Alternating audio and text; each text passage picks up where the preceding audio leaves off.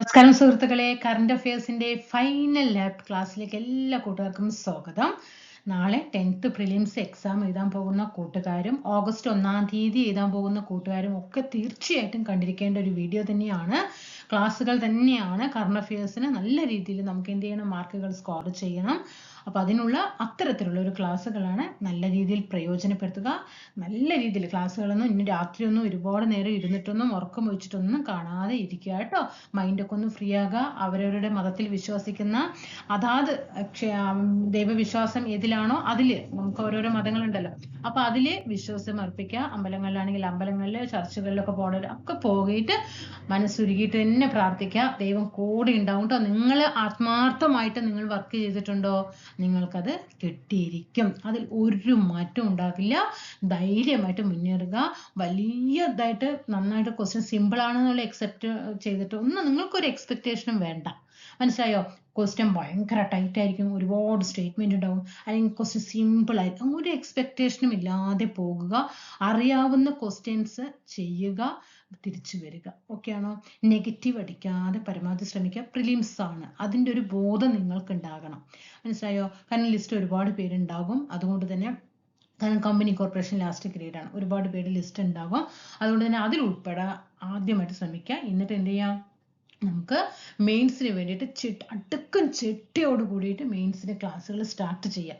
ഉണ്ടോ? നിങ്ങളുടെ കൂടെ ഉണ്ടാകും എന്നൊരു പൂർണ്ണ വിശ്വാസം. നമുക്ക് വലിച്ചു വാരി പഠിക്കാതെ വേണ്ടത് മാത്രം പ്രീവിയസ് ക്വസ്റ്റ്യൻ പേപ്പറിനെ അടിസ്ഥാനമാക്കിയിട്ട് വർക്കൗട്ട് ചെയ്ത് നമുക്ക് സെറ്റാക്കാം. ധൈര്യമായിട്ട് പോകട്ടെ. എല്ലാവിധ ആശംസകളും എൻ്റെ കൂട്ടുകാർക്ക് ഞാൻ മനസ്സുരുകി തന്നെ പറയുകയാണ്. എല്ലാ കൂട്ടുകാർക്കും നല്ല രീതിയിൽ ദൈവം കൂടെ ഉണ്ടാകട്ടെ എന്ന് മാത്രം പ്രാർത്ഥനയോട് കൂടിയിട്ട് നമുക്ക് ക്ലാസ്സിലേക്ക് കിടക്കാം.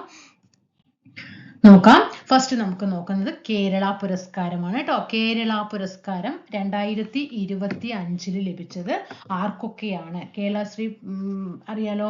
കേരള ജ്യോതി ഉണ്ട്, കേരള പ്രഭയുണ്ട്, കേരളശ്രീ ഉണ്ട്. അതായത് കേരള ഗവൺമെന്റ് കൊടുക്കുന്ന ഏറ്റവും ഉയർന്ന പുരസ്കാരമാണ് ഏത്? ഈ കേരള പുരസ്കാരം എന്ന് പറയുന്നത്. ആ കേരള പുരസ്കാരത്തില് അതില് കേരള ജ്യോതി ഉണ്ട്, കേരള പ്രഭയുണ്ട്, പിന്നെ ഏതാണുള്ളത്? കേരളശ്രീ ഉണ്ട്. ഓക്കെ. അപ്പൊ ഫസ്റ്റ് നമ്മൾ നോക്കാൻ പോകുന്നത് കേരള ജ്യോതിയാണ് കേട്ടോ. കേരള ജ്യോതി പുരസ്കാരമാണ്. ആ കേരള ജ്യോതി പുരസ്കാരം ലഭിച്ചത് MR രാഘവ വാര്യർക്കാണ്. മേഖല ഏതാണ്? വിദ്യാഭ്യാസമാണ്. മേഖല ഏതാണ്? വിദ്യാഭ്യാസ മേഖലയിലാണ് ചോദിക്കേണ്ടത്. ചിലപ്പോ നമുക്ക് കൂടുതലായിട്ട് നമുക്കറിയാം ക്വസ്റ്റ്യൻ പേപ്പറുകളിൽ വരുന്നത്. ഇപ്പോ കേരള ജ്യോതി പുരസ്കാരം ലഭിച്ച MR രാഘവ വാര്യർ ഏതു മേഖലയിൽ പ്രശസ്തനാണ് എന്നായിരിക്കും ചോദ്യം വരിക. MR രാഘവ വാര്യർ വിദ്യാഭ്യാസ മേഖലയിലാണ് പ്രശസ്തൻ ട്ടോ. അടുത്തത് കേരള പ്രഭ പുരസ്കാരം PB അനീഷിനും രാജശ്രീ വാര്യർക്കുമാണ് ലഭിച്ചത്. ഓക്കെ. ആർക്കൊക്കെയാണ്? ഒന്ന് കേരള പ്രഭ പുരസ്കാരം ലഭിച്ചത് PB അനീഷിനും, രണ്ടാമത് ലഭിച്ചത് രാജശ്രീ വാര്യർക്കുമാണ്. PB അനീഷ് കാർഷിക മേഖലയാണ് കേട്ടോ. അനീഷ് കാർഷിക മേഖലയിലാണ്. അടുത്തത് രാജശ്രീ വാര്യർ കലാമേഖലയിലാണ് കേട്ടോ. രാജശ്രീ വാര്യർ കലാമേഖലയിലാണ്. അപ്പൊ കേരള ജ്യോതി പുരസ്കാരം ഒരാൾക്ക് ലഭിച്ചു. കേരള പ്രഭ പുരസ്കാരം രണ്ടാൾക്ക് ലഭിച്ചു, അനീഷിനും രാജശ്രീ വാര്യർക്കും. അനീഷ് കാർഷിക മേഖലയിലും രാജശ്രീ വാര്യർ കലാരംഗത്തെ സംഭാവനയ്ക്കുമാണ്. കേൾക്കണ്ടോ? അതായത് ഏതാണ് കലാരൂപം എന്ന് ചോദിച്ചാൽ അത് ഭരതനാട്യമാണ് കേട്ടോ. ഏതാണ്? ഭരതനാട്യം. ഭരതനാട്യം കേട്ടോ. ഇനി നമുക്ക് കേരളശ്രീ പുരസ്കാരം നോക്കാം. ശശികുമാറിന്, ഒന്ന് ശശികുമാറിന്, രണ്ട് ഷഹൽ ഹസന്, 3 MK Vimal Govind, 4 Jilumol Mariet Thomas, 5 Abhilash Tomy. അപ്പൊ 5 പേർക്കാണ് കേരളശ്രീ പുരസ്കാരം ലഭിച്ചത്. അതിൽ ശശികുമാർ മാധ്യമ പ്രവർത്തനമാണ്. അതായത് ഈ ശശികുമാർ സ്ഥാപിച്ചതാണ് ആദ്യത്തെ സ്വകാര്യ മലയാളം ചാനൽ ഏതാ? ഏഷ്യാനെറ്റ് കേട്ടോ. ശശികുമാർ സ്ഥാപിച്ചതാണ് ആദ്യത്തെ സ്വകാര്യ മലയാളം ചാനലായ ഏഷ്യാനെറ്റ്. ഏഷ്യാനെറ്റ് എപ്പോഴാണ്? 1993 കേട്ടോ. 1993 ഓഗസ്റ്റ് മാസം 30-നാണ് കേട്ടോ. അദ്ദേഹം മറ്റേ റെജി മെനോൻ എന്ന് പറഞ്ഞ വ്യക്തിയുമായിട്ട് ചേർന്നിട്ടാണ് എന്ത് ചെയ്യുന്നത്? അദ്ദേഹം ഈ ചാനൽ ആരംഭിക്കുന്നത്. ഇനി അടുത്തത് ഷഹൽ ഹസൻ മുസലിയാർ. ഷഹൽ ഹസൻ മുസലിയാർ ഏതാണ്? വിദ്യാഭ്യാസ മേഖലയിലാണ് കേട്ടോ. ഷഹൽ ഹസൻ മുസലിയാർ വിദ്യാഭ്യാസ മേഖലയിലാണ് കേട്ടോ. അതേപോലെ തന്നെ ഇതിലാണ് വിദ്യാഭ്യാസ മേഖലയിൽ. അടുത്തത് MK വിമൽ ഗോവിന്ദ്. അദ്ദേഹം സ്റ്റാർട്ടപ്പ് ആണ് അല്ലെ, സ്റ്റാർട്ടപ്പ് ആണ്. ഏതാണ് സംരംഭം അല്ലെ. MK വിമൽ ഗോവിന്ദ് എന്താണ്? MK വിമൽ ഗോവിന്ദ്, തെറ്റിക്കാൻ പാടില്ല. MK വിമൽ ഗോവിന്ദ് സ്ഥാപിച്ച ഒരു സ്റ്റാർട്ടപ്പ് ഉണ്ട്. ഏതാണ്? Gen Robotics. എന്താണ്? Gen Robotics. Gen Robotics. Okay, അദ്ദേഹത്തിന്റെ ഒരു സംരംഭമാണ് വിമൽ ഗോവിന്ദ്. പിന്നെ അതേപോലെ ഈ വിമൽ ഗോവിന്ദിനെ കുറിച്ചിട്ട് ഒരു കാര്യം അപ്ഡേറ്റ് ചെയ്യാനുള്ളത്, ഈ ജെൻ റോബോട്ടിക്സ് ഉണ്ടല്ലോ, ഈ ജെൻ റോബോട്ടിക്സ് വികസിപ്പിച്ചെടുത്ത ലോകത്തിലെ ആദ്യത്തെ റോബോട്ടിക് സ്കാവെഞ്ചർ ഏതാണ്? ബാൻഡിക്കൂട്ട് ആണ്. ഏതാണ്? ബാൻഡിക്കൂട്ട്. കേട്ടിട്ടുണ്ടാവും അല്ലേ നിങ്ങൾ? ബാൻഡിക്കൂട്ട് കേട്ടോ. അതായത് ഈ ജെൻ റോബോട്ടിക്സ് എന്ന സ്റ്റാർട്ടപ്പ് വികസിപ്പിച്ചത് ലോകത്തിലെ ആദ്യത്തെ റോബോട്ടിക് സ്കാവെഞ്ചർ ആണ് ബാൻഡിക്കൂട്ട്. ചില്ലറക്കാരനല്ല അല്ലെ. അടുത്ത ജിരുമോൾ മാരിയറ്റ് തോമസ്. സാമൂഹ്യ പ്രവർത്തനമാണ്, ഇൻഫ്ലുവൻസർ ആണ്. അപ്പോൾ സാമൂഹിക പ്രവർത്തനം അതായത് ഇൻഫ്ലുവൻസർ ആണ്. ആരെന്ന് പറയുന്നത്? ജിരുമോൾ മാരിയറ്റ് തോമസ്. ഇടുക്കിക്കാരിയാണ് കേട്ടോ. അതായത് അവരുടെ പ്രത്യേകത എന്താ? ജിരുമോളിന്റെ പ്രത്യേകത എന്താ? 2 കൈകളും ഇല്ല. മനസ്സിലായോ? 2 കൈകളും ഇല്ല, പക്ഷെ ഒരു വാഹനം ഓടിക്കും. ആ 2 കൈകളും ഇല്ലാതെ വാഹനം ഓടിക്കുന്ന ആദ്യത്തെ ഏഷ്യക്കാരിയാണ് ജിരുമോൾ മാരിയറ്റ് തോമസ്. പിന്നെ കായിക മേഖലയിലാണ് അടുത്തത് അഭിലാഷ് ടോമി കേട്ടോ. അഭിലാഷ് ടോമി ഇന്ത്യൻ നേവിയാണ് കേട്ടോ. എവിടെയാണ് അഭിലാഷ് ടോമി? കായിക മേഖലയിലാണ്. അവിടെ ശ്രദ്ധിക്കണം കേട്ടോ. ഇതിലെ തെറ്റാൻ പാടില്ല. കേരള ജ്യോതി ഒരാൾക്കാണ്, കേരളപ്രഭ 2 ആൾക്കാണ്, കേരളശ്രീ 5 ആൾക്കാണ് കേട്ടോ. ഇനി ഈ സ്ലൈഡ് തെറ്റില്ലല്ലോ. കേരള പുരസ്കാരം കഴിഞ്ഞു. അടുത്ത് നമുക്ക് കേരള പുരസ്കാരങ്ങൾ കഴിഞ്ഞു. പത്മ പുരസ്കാരങ്ങൾ നോക്കാം. 2026 പത്മ പുരസ്കാരങ്ങളിൽ ഏറ്റവും ഉയർന്ന പുരസ്കാരമാണ് പത്മവിഭൂഷൺ. അത് കഴിഞ്ഞാൽ പത്മഭൂഷൺ, മൂന്നാമത് പത്മശ്രീ. പത്മവിഭൂഷൺ കിട്ടിയത് 5 പേർക്കാണ് കേട്ടോ. പത്മവിഭൂഷൺ കിട്ടിയത് 5 പേർക്കാണ്. ധർമ്മേന്ദ്ര സിംഗ് ആഡിയാർ, പിന്നെ KT തോമസ്, വരാജം, P Narayanan, VS Achuthanandan. Okay, 5 പേർക്കാണ് പത്മവിഭൂഷൺ പുരസ്കാരം ലഭിച്ചത്. ഇതില് ആരൊക്കെയാണ് മലയാളികൾ? ഒന്ന് VS Achuthanandan, P Narayanan, KT Thomas. മനസ്സിലായല്ലോ? VS Achuthanandan, P Narayanan, KT Thomas. മനസ്സിലായോ? അപ്പൊ പത്മവിഭൂഷൺ 5 പേർക്ക് ലഭിച്ചു. അതിൽ മലയാളികളാണ് KT തോമസ്, P നാരായണൻ, അതുപോലെ VS അച്യുതാനന്ദൻ. ഇനി അടുത്ത് പത്മഭൂഷൺ ടോട്ടൽ 13 പേർക്ക് ലഭിച്ചു. അതിൽ 2 മലയാളികളുണ്ട്. ഒന്ന് മമ്മൂട്ടി, സിനിമാ നടൻ മമ്മൂട്ടിയും, 2 വെള്ളാപ്പള്ളി നടേശനുമാണ്. ഓക്കെ. അടുത്തത് പത്മശ്രീ പുരസ്കാരം 113 പേർക്കാണ് എന്ത് ചെയ്ത് കിട്ടിയിട്ടുണ്ടായിരുന്നത്. അതിൽ മലയാളികളായ വിമല മേനോൻ കലയാണ് കേട്ടോ. ദേവകിയമ്മ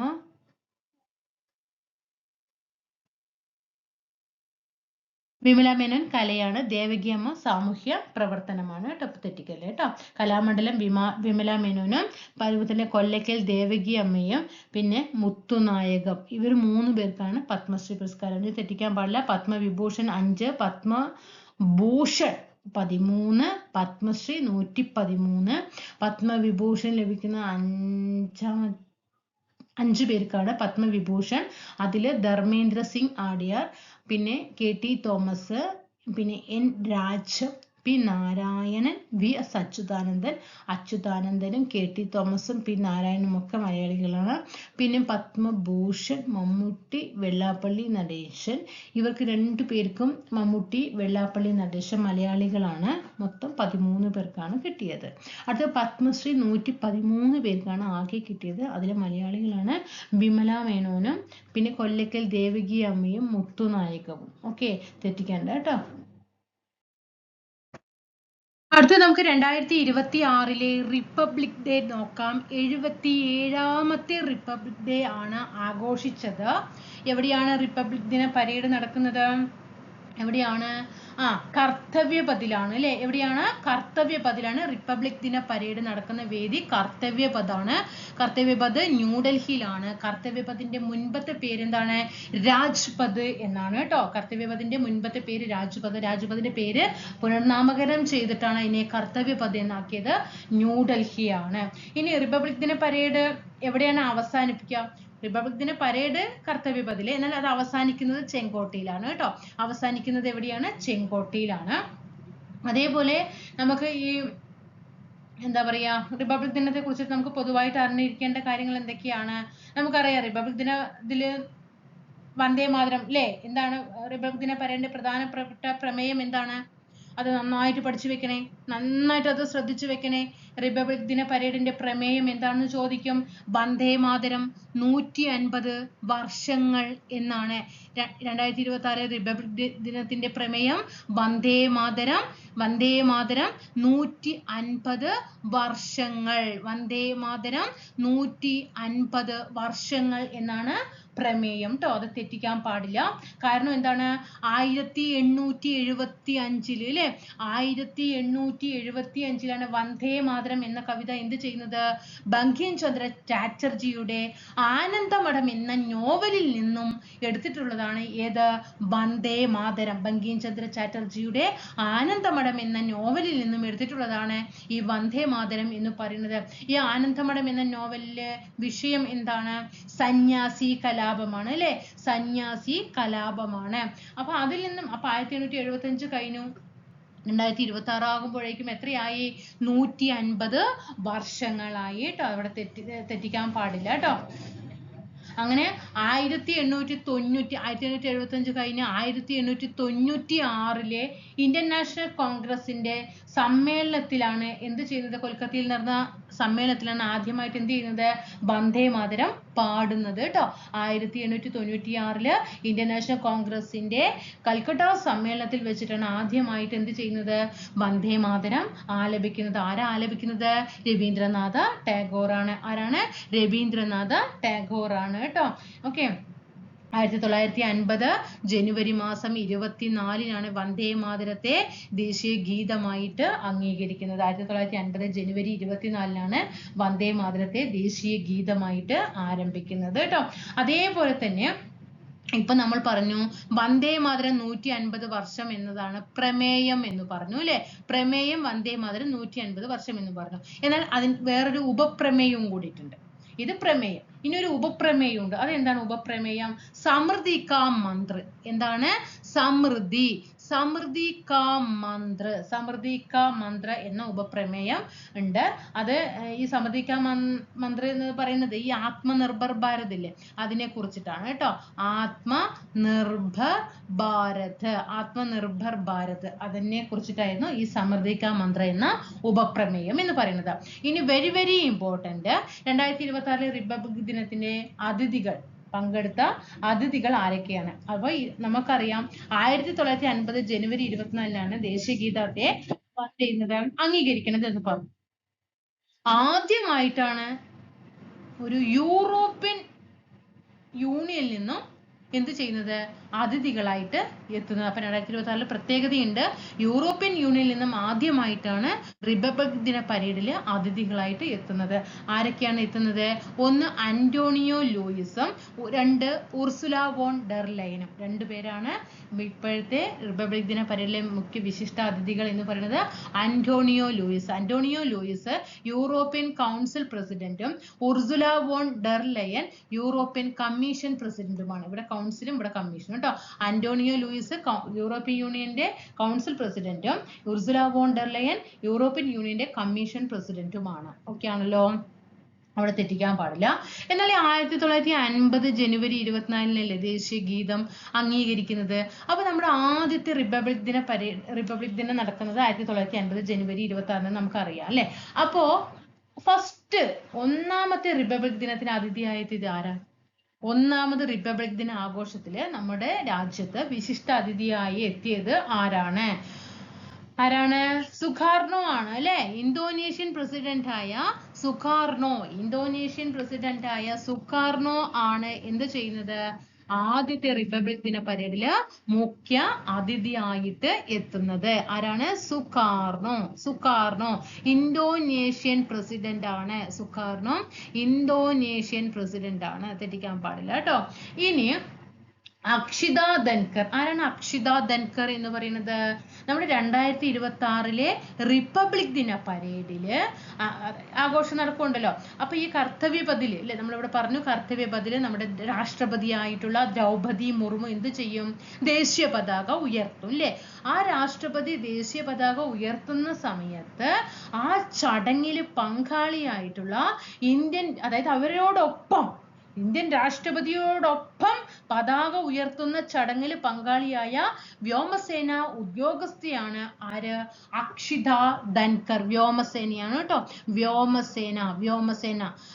ഇനി ഭവനീഷ് കുമാർ. ആരാ ഭവനീഷ്? ഈ റിപ്പബ്ലിക് ദിന പരേഡിന് നേതൃത്വം നൽകിയ കമാൻഡർ ആണ്. റിപ്പബ്ലിക് ദിന പരേഡിന് അതിന് നേതൃത്വം നൽകുക എന്ന് പറയുമ്പോൾ എല്ലാ സംസ്ഥാനങ്ങളിൽ നിന്നും വരും അല്ലെ, പല കാര്യങ്ങൾ ചെയ്യാനുണ്ട് അല്ലെ. അപ്പൊ അതിന് നേതൃത്വം നൽകിയത്, പരേഡിന് നേതൃത്വം നൽകിയത് ആരാണ്? ഭവനീഷ് കുമാർ ആണ്. ആരാണ്? ഭവനീഷ് കുമാർ ആണ്. ഇനി അവിടെ കഴിഞ്ഞു. ഇനി നമുക്ക് അടുത്തത് ഒരുപാട് വലിച്ചു വരി നമ്മൾ പഠിക്കില്ല. ഇനി അതേപോലെ തന്നെ ഈ റിപ്പബ്ലിക് ദിന പരേഡിൽ പ്രദർശിപ്പിച്ച നമ്മുടെ ഇന്ത്യയുടെ പ്രഥമ ദീർഘദൂര ഹൈപ്പർസോണിക് മിസൈൽ ആണ് ഏത്? LRASHM എന്ന് പറയുന്നത്. ഓക്കെ, നമ്മുടെ ഇന്ത്യയുടെ പ്രഥമയാണ്, ഇന്ത്യയുടെ പ്രഥമ ദീർഘദൂര ഹൈപ്പർസോണിക് മിസൈൽ ആണ്. അതായത് ഈ റിപ്പബ്ലിക് ദിന പരേഡിൽ പ്രദർശിപ്പിച്ച ഇന്ത്യയുടെ പ്രഥമ ദീർഘദൂര ഹൈപ്പർസോണിക് മിസൈൽ ആണ് LRASHM. എന്താ അതിന്റെ full form? Long range anti ship hydrosonic missile എന്നാണ്. ലോങ് എന്താണ്? Range anti ship hydrosonic missile എന്നാണ് കേട്ടോ. ഓക്കെ, തെറ്റിക്കാൻ പാടില്ല. ഇനി നമുക്ക് അടുത്തത് നോക്കാം. ഇനി നമുക്ക് എന്താണ് അറിയേണ്ടത്? ടാബ്ലോയിൽ അല്ലെ 1ാം സ്ഥാനം ആർക്ക് കിട്ടി എന്നൊക്കെ നമുക്ക് നോക്കേണ്ടതുണ്ട് അല്ലെ. ഈ 2026 റിപ്പബ്ലിക് ദിന പരേഡില് 1ാം സ്ഥാനം നേടി അല്ലെ. ഇതില് നമുക്ക് അറിയാം ടാബ്ലോകൾ ഉണ്ടാവും അല്ലെ, ടാബ്ലോ അവതരിപ്പിക്കും. അതില് 1ാം സ്ഥാനം നേടിയത് എപ്പോഴും PSC ചോദിക്കാറുള്ളതാണ്. 1ാം സ്ഥാനം നേടിയത് മഹാരാഷ്ട്രയാണ്. 1ാം സ്ഥാനം നേടിയത് ആരാണ്? മഹാരാഷ്ട്രയാണ്. എന്തായിരുന്നു അവരുടെ തീം?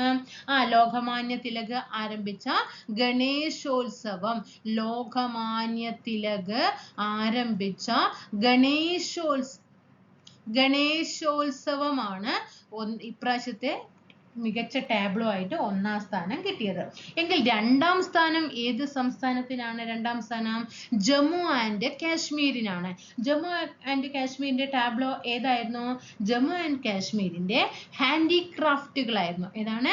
ജമ്മു ആൻഡ് കാശ്മീരിന്റെ ഹാൻഡിക്രാഫ്റ്റുകളും അതുപോലെ തന്നെ നാടോടി നൃത്തവും. ഏതാണ്? നാടോടി നൃത്തവും, ഹാൻഡിക്രാഫ്റ്റ് നാടോടി നൃത്തവും. എന്നാൽ 3ാം സ്ഥാനം ആർക്കാ കിട്ടിയത്? നമ്മുടെ കേരളത്തിനാണ്. 3ാം സ്ഥാനം കേരളത്തിനാണ് കേട്ടോ. ആദ്യമായിട്ട് 12 വർഷങ്ങൾക്ക് ശേഷമാണ് മെഡൽ പട്ടികയിൽ ആദ്യം എന്ത് ചെയ്യുന്നത്? നമ്മുടെ കേരളം ഇപ്പൊ വരുന്നത്. 12 വർഷമായി വന്നിട്ടേ ഇല്ല. അപ്പൊ ഈ 12 വർഷങ്ങൾക്ക് ശേഷം ആണ് കേരളം എന്ത് ചെയ്യുന്നത്? റിപ്പബ്ലിക് ദിന പരേഡില് മെഡൽ പട്ടികയിൽ ഇടം നേടുന്നത്. എങ്കിൽ നമ്മുടെ കേരളത്തിന്റെ ടാബ്ലോ എന്തായിരുന്നു? കേരളത്തിന്റെ ഡിജിറ്റൽ സാക്ഷരതാ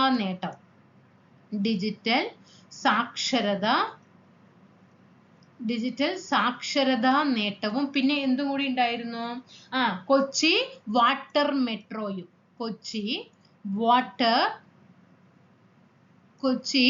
വാട്ടർ മെട്രോയും കൂടി ചേർന്നതാണ് എന്ന് പറയുന്നത് നമ്മുടെ കേരളത്തിന്റെ ടാബ്ലോ എന്ന് പറയുന്നത്. അപ്പൊ ഫസ്റ്റ് മഹാരാഷ്ട്ര, 2ാം സ്ഥാനം ജമ്മു ആൻഡ് കാശ്മീർ, 3ാം സ്ഥാനം കേരളമാണ്. ഓക്കെ ആണല്ലോ. അപ്പൊ ഇത്രയും കാര്യങ്ങളൊക്കെ നിങ്ങൾ ഇവിടെ പഠിച്ചു വെച്ചല്ലോ. ഇത്രയും കാര്യങ്ങൾ നമ്മൾ റിപ്പബ്ലിക് ദിന പരേഡിനെ കുറിച്ച് പഠിച്ചു. അടുത്ത നമുക്ക് സ്വരാജ് ട്രോഫി നോക്കാം. എന്താണ് സ്വരാജ് ട്രോഫി? 2024-25 മികച്ച അതായത് ഈ സ്വരാജ് ട്രോഫി ആർക്കാ കൊടുക്കുക? നമ്മുടെ കേരളത്തില് തദ്ദേശ സ്വയംഭരണ സ്ഥാപനങ്ങളുടെ വാർഷിക പ്രവർത്തനങ്ങൾ വിലയിരുത്തിയിട്ടാണ് ഏറ്റവും മികച്ച പ്രകടനം കാഴ്ചവെക്കുന്ന പഞ്ചായത്തുകൾക്കും നഗരസഭകൾക്കും ഒക്കെ നൽകുന്ന ഒരു പുരസ്കാരമാണ് ഏതെന്ന് പറയുന്നത്? സ്വരാജ് ട്രോഫി എന്ന് പറയുന്നത് അല്ലേ? സ്വരാജ് ട്രോഫി എന്ന് പറയുന്നത്. അതായത് അവരുടെ നികുതി പിരിവ്, അതുപോലെ പദ്ധതികളൊക്കെ എങ്ങനെ വിനിയോഗിക്കുന്നു, ഗ്രാമസഭകളുടെ നടത്തിപ്പ് എങ്ങനെയാണ്, അവർ ചെയ്യുന്ന സേവനങ്ങളുടെ ഗുണനിലവാരം എങ്ങനെയാണ്, ഇതൊക്കെ കണക്കിലെടുത്തിട്ടാണ് എന്ത് ചെയ്യുന്നത്? സ്വരാജ് ട്രോഫി കൊടുക്കാൻ തുടങ്ങുന്നത്. 1995-96 കാലഘട്ടത്തിലാണ് എന്ത് ചെയ്യുന്നത്? സ്വരാജ് ട്രോഫി കൊടുത്തു തുടങ്ങിയിരിക്കുന്നത്. ആദ്യമായിട്ട് സ്വരാജ് ട്രോഫി നേടിയ ഗ്രാമപഞ്ചായത്ത് ഏതാണെന്ന് ചോദിച്ചാൽ അത് കഞ്ഞിക്കുഴിയാണ്. ഏതാണ്? കഞ്ഞിക്കുഴിയാണ് ആദ്യമായിട്ട് ഒരു സ്വരാജ് ട്രോഫി നേടിയ ഗ്രാമപഞ്ചായത്ത് എന്ന് പറയുന്നത്. കഞ്ഞിക്കുഴി ആലപ്പുഴ ജില്ലയിലാണ് കേട്ടോ. ആദ്യമായിട്ട് സ്വരാജ് ട്രോഫി നേടിയ ഗ്രാമപഞ്ചായത്ത് ഏത് ചോദിച്ചാൽ കഞ്ഞിക്കുഴിയാണ്, ആലപ്പുഴ ജില്ലയിലാണ്. അപ്പോ 2024-25 മികച്ച ഗ്രാമപഞ്ചായത്ത്, സ്വരാജ് ട്രോഫി നേടിയ ഗ്രാമപഞ്ചായത്തില് 1ാം സ്ഥാനം നേടിയത് ഉഴമലക്കൽ ഗ്രാമപഞ്ചായത്ത് തിരുവനന്തപുരം, 2ാം സ്ഥാനം നേടിയത് എളവള്ളി തൃശ്ശൂര്, 3ാം സ്ഥാനം നേടിയ ഗ്രാമപഞ്ചായത്ത് മണിയൂര് കോഴിക്കോടാണ്. 3ഉം പഠിച്ചു വെക്കണം, 1 മാത്രം പഠിച്ചാൽ പോരാ, ചോദ്യങ്ങൾ വരും. അപ്പൊ മികച്ച ഗ്രാമപഞ്ചായത്ത്, സ്വരാജ് ട്രോഫി നേടിയ മികച്ച ഗ്രാമപഞ്ചായത്തിൽ 1ാം സ്ഥാനം ഉഴമലക്കൽ, 2ാം സ്ഥാനം ചിലപ്പോൾ ചോദ്യം വരുന്ന ഉഴമലക്കൽ ഏത് ജില്ലയിലാണ് എന്ന് ചോദിക്കാം. തിരുവനന്തപുരമാണ്. 2 ഇളവള്ളി തൃശ്ശൂരാണ്. 3 മണിയൂര് കോഴിക്കോടാണ്. ഇനി മികച്ച ജില്ലാ പഞ്ചായത്ത്, ഞാൻ ഇവിടെ ഡിസ്ട്രിക്റ്റ് എന്നാണ് കൊടുത്തിരിക്കുന്നത് കേട്ടോ. ജില്ലാ പഞ്ചായത്ത് 1ാം സ്ഥാനം കൊല്ലം ജില്ലാ പഞ്ചായത്തും 2ാം സ്ഥാനം കണ്ണൂർ ജില്ലാ പഞ്ചായത്തിനുമാണ് സ്വരാജ് ട്രോഫി കിട്ടിയത്. 1ാം സ്ഥാനം കൊല്ലം, 2ാം സ്ഥാനം കണ്ണൂര്. ഇനി മികച്ച ബ്ലോക്ക് പഞ്ചായത്ത്, മികച്ച ബ്ലോക്ക് പഞ്ചായത്ത് ഏതാണ്? നേമമാണ്. മികച്ച ബ്ലോക്ക് പഞ്ചായത്ത് നേമമാണ് 1ാം സ്ഥാനം. ഇവിടെ 1, 2 എന്ന് ഓർഡർ തന്നെ പഠിക്കണേ. 1ാം സ്ഥാനം, 2ാം സ്ഥാനം, 3ാം സ്ഥാനം. മികച്ച ബ്ലോക്ക് പഞ്ചായത്തായിട്ട് നേമമാണ്. നേമം എവിടെയാണ്? തിരുവനന്തപുരമാണ്. 2ാം സ്ഥാനം നേടിയത് കൊടകരയാണ്. കൊടകര എവിടെയാണ്? തൃശ്ശൂരാണ് അല്ലെ? കൊടകര എവിടെയാണ്? തൃശ്ശൂരാണ്. 3ാം സ്ഥാനം പെരുമ്പടപ്പാണ്. പെരുമ്പടപ്പ് മലപ്പുറമാണ്. അപ്പോ മികച്ച സ്വരാജ് ട്രോഫി നേടിയ 1ാം സ്ഥാനം നേടിയ ഗ്രാമപഞ്ചായത്ത് ഉഴമലക്കൽ, 2ാം സ്ഥാനം ഇളവള്ളി, 3ാം സ്ഥാനം മണിയൂര്. മികച്ച ജില്ലാ പഞ്ചായത്ത് കൊല്ലം, മികച്ച ജില്ലാ പഞ്ചായത്ത് 2ാം സ്ഥാനം കണ്ണൂര്. മികച്ച ബ്ലോക്ക് പഞ്ചായത്ത് നേമം തിരുവനന്തപുരം, മികച്ച ബ്ലോക്ക് പഞ്ചായത്ത് 2ാം സ്ഥാനം കൊടകര തൃശ്ശൂര്, 3 പെരുമ്പടപ്പ് മലപ്പുറം. മികച്ച കോർപ്പറേഷൻ, മികച്ച കോർപ്പറേഷന് തിരുവനന്തപുരം കോർപ്പറേഷനാണ് കേട്ടോ. മികച്ച കോർപ്പറേഷൻ ഏതാണ്? തിരുവനന്തപുരം കോർപ്പറേഷനാണ്.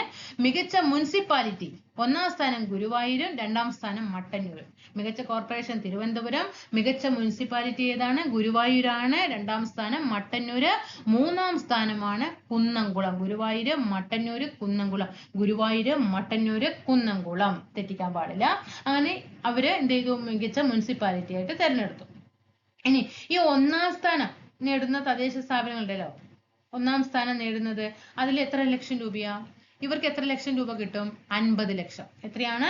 50 ലക്ഷം കിട്ടും കേട്ടോ. 1ാം സ്ഥാനം സംസ്ഥാന തലത്തിൽ തദ്ദേശ സ്ഥാപനത്തിന് ലഭിക്കുന്ന സമ്മാന തുക ഏതാണ്? 50 ലക്ഷമാണ്. 2ാം സ്ഥാനം നേടുന്നവർക്ക് 40 ലക്ഷം കിട്ടും. എത്രയാണ്? 40 ലക്ഷം കിട്ടും. അപ്പൊ 3ാം സ്ഥാനം 30 ലക്ഷം. മനസ്സിലായോ? എത്രയാണ് സമ്മാന തുക എന്ന് പറയുന്നത് കേട്ടോ. അതേപോലെ നമുക്കറിയാം ഈ മത്സരം നടക്കുന്ന തലങ്ങൾ എന്ന് പറയുമ്പോൾ നമ്മൾ പറഞ്ഞു ഗ്രാമപഞ്ചായത്ത് ഉണ്ട്, അതുപോലെ തന്നെ ബ്ലോക്ക് പഞ്ചായത്ത് ഉണ്ട്, അതുപോലെ തന്നെ ജില്ലാ പഞ്ചായത്ത് ഉണ്ട് അല്ലെ? ജില്ലാ പഞ്ചായത്തുകൾ ഉണ്ട്. അപ്പൊ ഇതില് പിന്നെ നഗരസഭയുണ്ട്, കോർപ്പറേഷൻ ഉണ്ട്. അപ്പൊ എത്ര ഗ്രാമപഞ്ചായത്താണ് നമ്മുടെ കേരളത്തിലുള്ളത്? 941 ഗ്രാമപഞ്ചായത്താണ് അല്ലെ? 152 ബ്ലോക്ക് പഞ്ചായത്താണ് ഉള്ളത്. ജില്ലാ പഞ്ചായത്ത് 14 ജില്ല ആയതുകൊണ്ട് തന്നെ 14 ജില്ലാ പഞ്ചായത്താണ് അല്ലെ? അതേപോലെ തന്നെ എത്ര മുനിസിപ്പാലിറ്റി ഉണ്ട്? എത്ര മുനിസിപ്പാലിറ്റി ഉണ്ട്? 87 കേട്ടോ. 87 മുനിസിപ്പാലിറ്റി ആണ് നമ്മുടെ കേരളത്തിൽ ഉള്ളത്. 87 മുനിസിപ്പാലിറ്റി. ആ 87 മുനിസിപ്പാലിറ്റികളാണ് 1ാം സ്ഥാനം നേടിയ മുനിസിപ്പാലിറ്റിയാണ് ഗുരുവായൂർ, 2ാം സ്ഥാനമാണ് മട്ടന്നൂർ, 3ാം സ്ഥാനമാണ് കുന്നംകുളം. ഇനി നമുക്ക് എത്ര കോർപ്പറേഷൻ ആണുള്ളത്? 6 കോർപ്പറേഷൻ ആണ് അല്ലേ? എത്രയാണ്? 6 കോർപ്പറേഷൻ ആണ് ഉള്ളത്. ഓക്കെ. അതേപോലെ പിന്നെ നമുക്ക് എന്താ പഠിക്കാനുള്ളത്? ദേശീയ പഞ്ചായത്തി രാജ് ദിനം എന്നാ? ദേശീയ പഞ്ചായത്തി രാജ് ദിനം. പ്രീവിയസ് ചോദ്യങ്ങളാണ് ഇതെല്ലാം. ദേശീയ പഞ്ചായത്തി രാജ് ദിനം എന്നാണ്? ഏപ്രിൽ മാസം 24. ദേശീയ പഞ്ചായത്തി രാജ് ദിനം ഏപ്രിൽ മാസം 24. എങ്കിൽ ഇവിടെ പഞ്ചായത്തി രാജ് ദിനം. എങ്കിൽ തദ്ദേശ സ്വയംഭരണ ദിനം എന്നാ? തദ്ദേശ സ്വയംഭരണ ദിനം നമ്മുടെ ബൽവന്ത് റായ് മേത്തയാണ് അല്ലെ തദ്ദേശ സ്വയംഭരണ സ്ഥാപനങ്ങളുടെ പിതാവ് എന്നറിയപ്പെടുന്ന ആരാ? ബൽവന്ത് റായ് മേത്തയാണ്. അപ്പോ തദ്ദേശ സ്വയംഭരണ ദിനം എന്നാണ് ഫെബ്രുവരി മാസം 19-നാണ്. തദ്ദേശ പഞ്ചായത്തി രാജ് ദിനം ഏപ്രിൽ 24. തദ്ദേശ സ്വയംഭരണ ദിനം ഫെബ്രുവരി മാസം 19-ാം തീയതിയാണ് കേട്ടോ. 19-ാം തീയതി. നമ്മുടെ ഇന്ത്യയിൽ പഞ്ചായത്തി രാജ് സംവിധാനം നിലവിൽ വരാൻ കാരണമായ നിയമം ഏതാണ്? ഇന്ത്യയിൽ പഞ്ചായത്തി രാജ് നിയമം നിലവിൽ വരാൻ കാരണം 73-ാം ഭരണഘടനാ ഭേദഗതിയാണ് കേട്ടോ. 73-ാം ഭരണഘടനാ ഭേദഗതിയാണ് പഞ്ചായത്തി രാജ് സംവിധാനം വരുന്നത്. എന്നാൽ നഗര തദ്ദേശ സ്വയംഭരണ സ്ഥാപനങ്ങൾ, അതായത് ഈ മുനിസിപ്പാലിറ്റികളൊക്കെ ഉണ്ടല്ലോ, അത് നിലവിൽ വരാൻ കാരണമായ ഭേദഗതിയാണ് 74-ാമത്തെ ഭേദഗതി കേട്ടോ. 74. നമ്മുടെ പഞ്ചായത്തുകളുണ്ടല്ലോ, അതിൽ 29 അധികാരങ്ങളുണ്ട് അവർക്ക്. മനസ്സിലായോ? പഞ്ചായത്തുകൾക്ക് 29 അധികാര പരിധികളുണ്ട്. ആ 29 അധികാര പരിധികളെ കുറിച്ച് പ്രതിപാദിക്കുന്നത് ഇന്ത്യൻ ഭരണഘടനയിലെ എത്രാമത്തെ ഷെഡ്യൂളിലാണ്? 11-ാമത്തെ പട്ടികയിലാണ് കേട്ടോ. 11-ാമത്തെ പട്ടികയിലാണ് പഞ്ചായത്തുകളുടെ 29 അധികാരങ്ങളെ കുറിച്ചിട്ട് പ്രതിപാദിക്കുന്നത്. തെറ്റിക്കാൻ പാടില്ല. സ്വരാജ് ട്രോഫി ആരംഭിച്ചത് 95-96 ഘട്ടത്തിലാണ് കേട്ടോ. അതായത് ഈ സ്വരാജ് ട്രോഫിക്ക് കാരണമായത് തന്നെ നമ്മുടെ മഹാത്മാഗാന്ധിയുടെ പ്രചോദനമാണ്. അദ്ദേഹത്തിന്റെ ഗ്രാമസ്വരാജ് എന്ന ആശയം ഉണ്ടല്ലോ, അതിലൂടെയാണ് ഈ സ്വരാജ് ട്രോഫികളൊക്കെ ഏർപ്പെടുത്തി തുടങ്ങിയത്.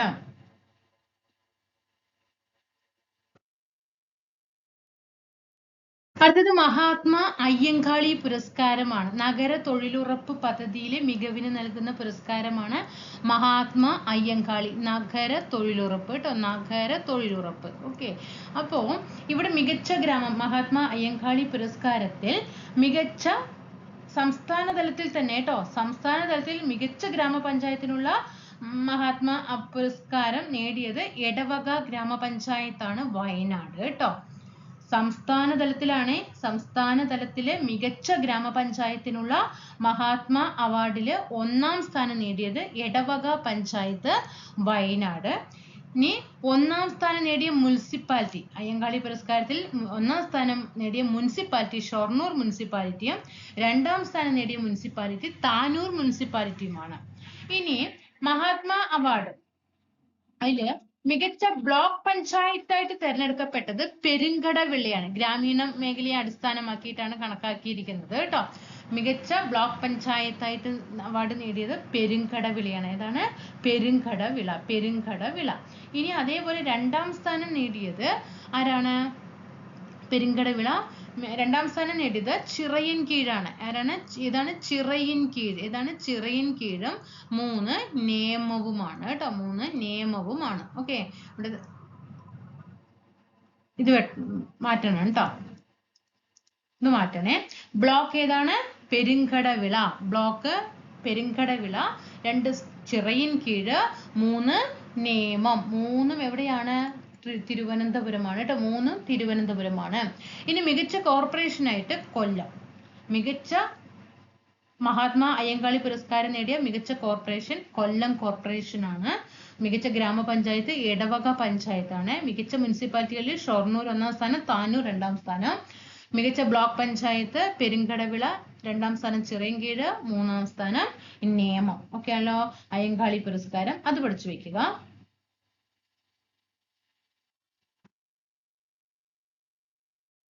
അത് നമുക്ക് ഓസ്കാർ നോക്കാം. 2026 98-ാമത്തെ ഓസ്കാർ അവാർഡാണ് നടന്നത്. 6ഉം 2ഉം 8 കേട്ടോ. അപ്പൊ 98-ാമത്തെ ഓസ്കാർ അവാർഡ് മികച്ച ചിത്രമായിട്ട് തെരഞ്ഞെടുക്കപ്പെട്ടത് വൺ ബാറ്റിൽ ആഫ്റ്റർ അനദർ ആണ്.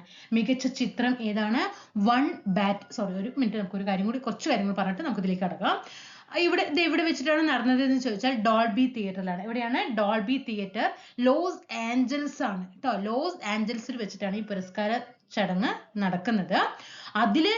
അവിടെ അന്ന് ഉണ്ടായിരുന്നത് ആരാണ്?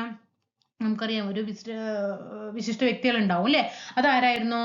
പ്രസന്റ് ആയിട്ട് അവിടെ എത്തിയത് പ്രിയങ്ക ചോപ്രയായിരുന്നു. ആരാണ്? പ്രിയങ്ക ചോപ്ര. 2026 മാർച്ച് മാസം 15-ാം തീയതിയാണ് ഓസ്കാർ പുരസ്കാരം നടന്നത് കേട്ടോ.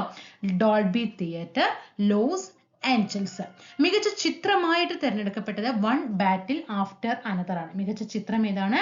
വൺ ബാറ്റിൽ ആഫ്റ്റർ അനദർ. ഇതിന്റെ പ്രമേയം യുദ്ധം അതുപോലെ തന്നെ അതിനെ അതിജീവിക്കുന്നത്. യുദ്ധവും അതിജീവനവുമാണ് വൺ ബാറ്റിൽ ആഫ്റ്റർ അനദറിന്റെ പ്രമേയം.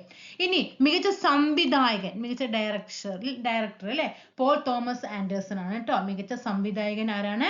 Paul Thomas Anderson. അദ്ദേഹത്തിനെ മികച്ച സംവിധായകനായിട്ട് തിരഞ്ഞെടുക്കാൻ കാരണം അദ്ദേഹം ഈ സിനിമ സംവിധാനം ചെയ്തത് കൊണ്ടാണ്. വൺ ബാറ്റിൽ ആഫ്റ്റർ അനദർ സംവിധാനം ചെയ്തത് കൊണ്ടാണ്. Okay, Paul Thomas Anderson.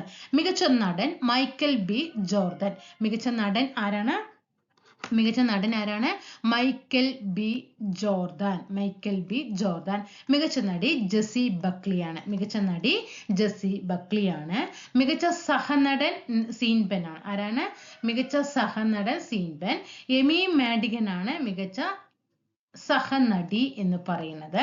മികച്ച ഛായാഗ്രഹണം ഓട്ടൻ ഡ്യൂറാൾഡ് അർക്കപ്പാവ. മികച്ച ഛായാഗ്രഹണത്തിന് കിട്ടിയത്, മികച്ച ഛായാഗ്രഹണം ഏതാണ്? മികച്ച ഛായാഗ്രഹണം ഓട്ടം ഡ്യൂറാൾഡ് അർക്കപ്പാവ്. മികച്ച ഛായാഗ്രഹത്തിനുള്ള പുരസ്കാരം നേടിയത്, ഛായാഗ്രഹണം എന്താ? സിനിമാറ്റോഗ്രാഫി അല്ലെ, സിനിമാറ്റോഗ്രാഫി ഓട്ടം ഡ്യൂറാൾഡ് അർക്കപ്പാവ്. അതേപോലെ മികച്ച കാസ്റ്റിംഗ് അതില് കാസന്ദ്ര കുലുക്കുന്തിസിനാണ് കിട്ടിയത്. കാസ്റ്റിംഗ് കേട്ടോ. അതായത് ഈ കാസ്റ്റിംഗിന്റെ പ്രത്യേകത, നമ്മൾ ഈ 2026 ആദ്യമായിട്ടാണ് ഈ കാസ്റ്റിംഗ് മേഖലയ്ക്ക് പുരസ്കാരം. ഇതുവരെ ഓസ്കാർ പുരസ്കാരങ്ങളിൽ കാസ്റ്റിംഗ് ഇല്ല.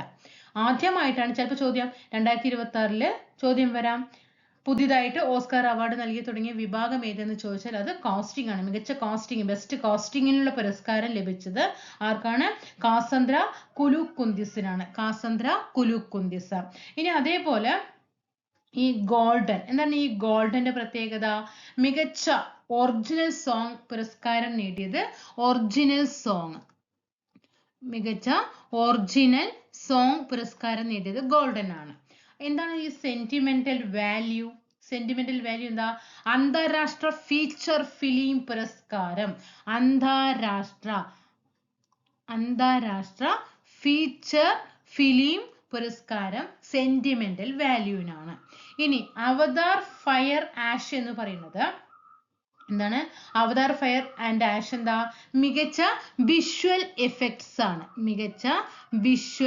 എഫക്ട്സിനുള്ള പുരസ്കാരമാണ് അവതാർ ഫയർ.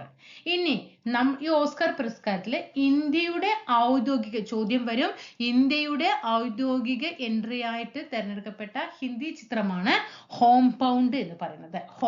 കേട്ടോ. അപ്പൊ മികച്ച സിനിമ വൺ ബാറ്റിൽ ആഫ്റ്റർ അനദർ, അത് സംവിധാനം ചെയ്ത പോൾ തോമസ് ആൻഡേഴ്സന് തന്നെ മികച്ച സംവിധായകനായിട്ട് കിട്ടി. മികച്ച നടൻ മൈക്കൽ ബി ജോർദൻ ആണ്. മികച്ച നടൻ ആരാണ്? Michael B Jordan. അതായത് അദ്ദേഹം ഏത് സിനിമയെന്നറിയോ? സിന്നേഴ്സ് ആണ് കേട്ടോ. സിന്നേഴ്സ് എന്ന സിനിമയ്ക്കാണ് അദ്ദേഹത്തിന് മികച്ച നടനായിട്ട് തിരഞ്ഞെടുക്കപ്പെട്ടത്. അടുത്തത് മികച്ച നടി ജെസ്സി ബക്ലി ആണ്. മികച്ച നടി ആരാണ്? ജെസ്സി ബക്ലി കേട്ടോ. ഈ ജെസ്സി ബക്ലി ഏത് സിനിമയെന്നറിയോ? ഹാംനെറ്റിനാണ് കേട്ടോ.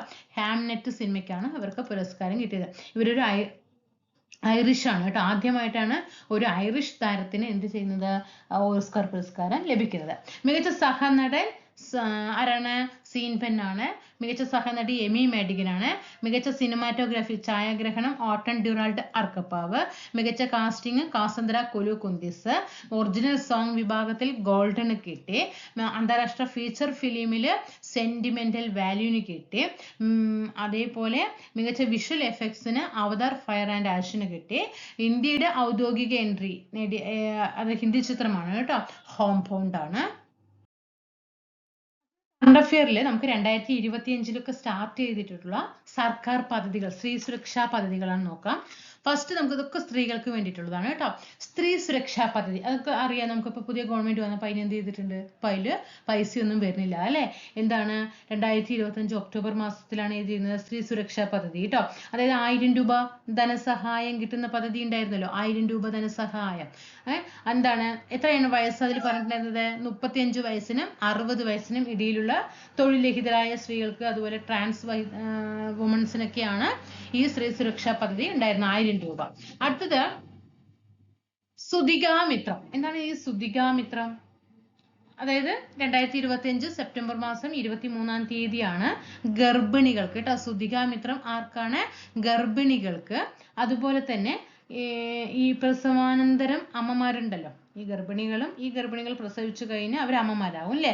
അവർക്ക് ആയുർവേദ അടിസ്ഥാനത്തിലുള്ള അവർക്ക് ആയുർവേദ അടിസ്ഥാനത്തിലുള്ള ശാസ്ത്രീയ പരിചരണം നൽകുക. ഗർഭിണികൾക്കും അത് കഴിഞ്ഞിട്ട് അവർ അമ്മമാരാകും. അവർക്കൊക്കെ എന്ത് ചെയ്യുക? ആയുർവേദ ട്രീറ്റ്മെന്റ് ആണ് കേട്ടോ. അടിസ്ഥാനത്തിലുള്ള ശാസ്ത്രീയ പരിചരണം നൽകുന്നതാണ് കേട്ടോ. സൂതികാമിത്രം. ഇനി എന്താണ് വി ഇനീഷ്യേറ്റീവ്? അത് ഈ പട്ടികവർഗ വിഭാഗങ്ങൾക്കാണ് കേട്ടോ. എസ് ടി വിഭാഗങ്ങളിലെ വനിതകൾക്ക് സംരംഭകത്വം പ്രോത്സാഹിപ്പിക്കാൻ, അവർക്ക് എന്തെങ്കിലുമൊക്കെ ചെറിയ ചെറിയ തൊഴിലുകൾ ചെയ്തിട്ട് സംരംഭകത്വം പ്രോത്സാഹിപ്പിക്കാനാണ് വി ഇനീഷ്യേറ്റീവ്. അടുത്തത് 40+ പദ്ധതി പറയുമ്പോൾ ആർത്തവ വിരാമം. അപ്പോൾ അത് വിരാമം ഉണ്ടാവുമല്ലോ, ഒരു പ്രായമാകുന്ന സമയത്ത് ആർത്തവ വിരാമം സംഭവിക്കും അല്ലേ?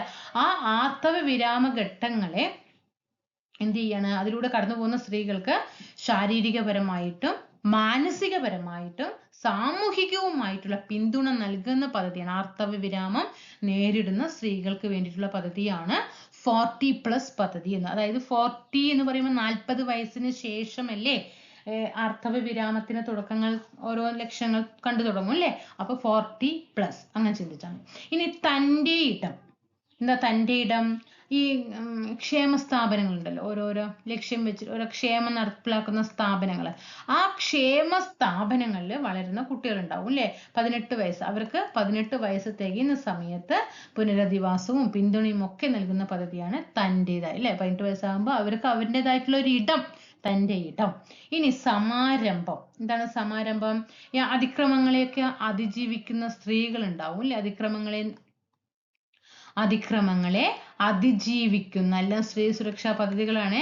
അതിക്രമങ്ങളെ അതിജീവിക്കുന്ന സ്ത്രീകളെ പുനരധിവസിക്കുക, അവർക്ക് തൊഴിലിടങ്ങളിൽ സുരക്ഷ ഉറപ്പാക്കുന്ന പദ്ധതിയാണ് സമാരംഭം എന്ന് പറയുന്നത്. അടുത്തത് ബാക്ക് ടു ലാബ്. ഈ ബാക്ക് ടു ലാബ് എന്ന് പറയുമ്പോൾ വനിതാ ശാസ്ത്രജ്ഞരുണ്ടാവും അല്ലേ? വനിതാ ശാസ്ത്രജ്ഞർക്കുള്ള പദ്ധതിയാണ്. ബാക്ക് ടു ലാബ് പദ്ധതിക്ക് പ്രാധാന്യം, അതുപോലെ തന്നെ ഫെലോഷിപ്പ് ഒക്കെ കൊടുക്കുന്നതാണ് കേട്ടോ. ബാക്ക് ടു ലാബ് വനിതാ ശാസ്ത്രജ്ഞർക്ക് വേണ്ടിയിട്ടുള്ളതാണ്. ഇതിന്റെ ബാക്കി ക്ലാസ്സുമായിട്ട് കുറച്ച് സമയങ്ങൾക്കുള്ളിൽ അടുത്ത ക്ലാസ് വരുന്നതായിരിക്കും. അപ്പൊ ഇതൊക്കെ സെറ്റാക്കി, പഠിച്ച കാര്യങ്ങളൊക്കെ സെറ്റാക്കി വെക്കാം. ഇനി നമുക്ക് ഈ അടുത്ത ക്ലാസ്സിൽ ഇനി ബാക്കിയുള്ള സർക്കാരിന്റെ പുതിയ പുതിയ പദ്ധതികൾ എന്തൊക്കെയാണ്, ആ പദ്ധതികൾ നോക്കണം നമുക്ക്. അതേപോലെ തന്നെ നൊബേൽ സമ്മാനം നോക്കേണ്ടതുണ്ട്. ISROയുടെ മറ്റേ പോയം, സ്പേസ് ഡെക്സ് അങ്ങനെയുള്ള കാര്യങ്ങൾ നോക്കണം. JCB പുരസ്കാരങ്ങൾ എന്തൊക്കെയാണ്, അങ്ങനെ കുറേ കാര്യങ്ങളൊക്കെ എന്ത് ചെയ്യാണ്ട് വെരി വെരി ഇമ്പോർട്ടൻ്റ് ആയിട്ടുള്ള കാര്യങ്ങൾ അടുത്തൊരു ക്ലാസ്സിൽ ഫുള്ളായിട്ട് നമുക്ക് അപ്ഡേറ്റ് ചെയ്യാം. Okay, thank you.